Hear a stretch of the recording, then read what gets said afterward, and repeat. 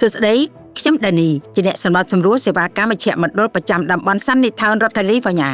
ក្នុងការប្រជុំផែនការជីវិតសមាជិកគ្រួសារបានទទួលស្គាល់បំណងក្នុងការចូលរួមពីសង្គមរបស់ស៊ីវីយ៉ាដែលជាក្មេងមិនអាចនិយាយបាន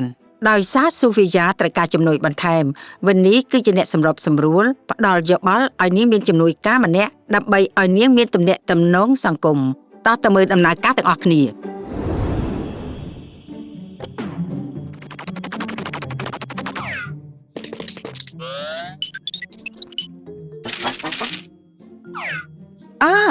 បាត់ជាគួរឲ្យចាប់អារម្មណ៍ណាអ៊ីខេម៉ាវ៉ែនយើងនឹងបន្តទៀតនៅក្រៅទៀតតែយើងនៅសល់សកម្មភាពមួយទៀតនៅក្នុងរបៀបវិរៈជាទូទៅក្លឹបសិភៅយើងមានកម្រងដើរលេងជាច្រើនសម្រាប់ឆ្នាំនេះម្យ៉ាងពួកយើងមានកម្មវិធីជារៀងរាល់ថ្ងៃអាទិត្យពេលថ្ងៃដូច្នេះបើគ្រប់គ្នាចង់ចូលរួមនេះជាព័ត៌មានការបរិច្ឆេទនិងរបៀបបង់លុយខ្ញុំដល់ផ្ទះហើយអរគុណណែនស៊ីដែលបានជូនសូហ្វីយ៉ាមកផ្ទះចាស់អ្នកមីងសុំកំបារម្ភអីហ៎អ្វីហ្នឹងម៉ាវ៉ែនផ្សងព្រេងរៀងរាល់ថ្ងៃអាទិត្យរៀងរាល់ថ្ងៃអាទិត្យមានរឿងអ្វីកើតឡើងនៅក្លឹបម៉ាវ៉ែនគឺមានសកម្មភាពរៀងរាល់ថ្ងៃអាទិត្យហើយចាតំណងណាស់$1000ក្ដុំឆែបសុំទោសណាកូនស្រីវាថ្លៃណាស់យើងមិនមានលទ្ធភាពទេហេងកំរំអីយើងអាចទិញមួកឲ្យបង្កើតការផ្សងព្រេងនៅផ្ទះដល់ខ្លួនឯងមែនខ្ញុំគឺជាកាឡូតាសានហ្វ្រាន់ស៊ីស្កូ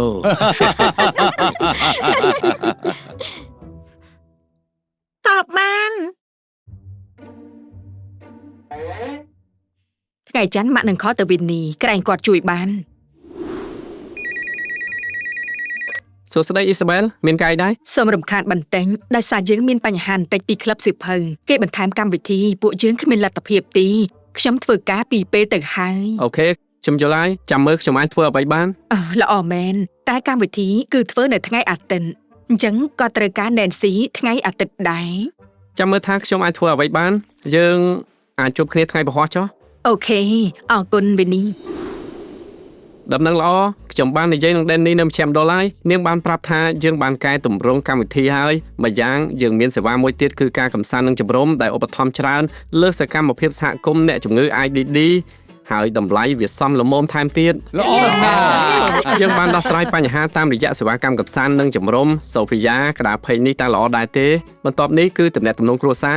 សូហ្វីយ៉ាយ៉ាងម៉េចដែរចំពោះក្តារថ្មីខ្ញុំពេញចិត្តវ៉ាន់នីអូរូបមិនសូវស្អាតទេបកមកវិញយើងក៏អាចបន្ថែមម៉ោង Nancy នៅថ្ងៃអាទិត្យបានដែរ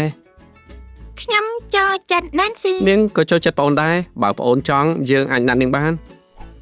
ចាយល់ព្រមអូខេអ៊ីសាបែលបើបងនិងសូហ្វីយ៉ាព្រមនោះសូមជួយសញ្ញេនៅត្រង់នេះផងចុះ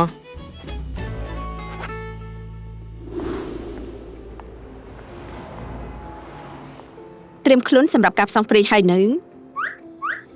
ចាតាមសបាយមួយចុងក្រោយទៀននេះណាមានការងារធ្វើអីបើមិនបានទិញឲ្យបងស្រីផងនោះខ្ញុំស្រឡាញ់បងចាបងក៏ស្រឡាញ់បងដូចគ្នា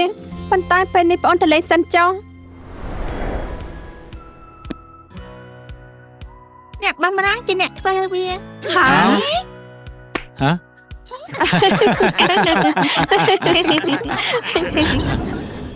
ថ្ងៃនេះគ្រួសាររ៉ាម៉ូនិងវ៉ានីបានធ្វើការជាមួយគ្នាក្នុងការកែសេវាកម្មទៅតាមតម្រូវការពួកគេជីវិតអាចនឹងផ្លាស់ប្ដូរហើយបើអញ្ចឹងអាចនឹងតាក់ទងទៅនឹងអ្នកសម្របសម្រួលដើម្បីដោះស្រាយឯកសារផែនការជីវិតអ្នកអាចកែប្រែបានគ្រប់ពេលទៅតាមតម្រូវការថ្មីរបស់អ្នកចាំណាបុគ្គលសំខាន់គ្រប់យ៉ាងដែលគ្រប់គ្នាធ្វើគឺដើម្បីបុគ្គលសំខាន់ដូចជាអ្នកម្នាក់ប៉ុណ្ណោះ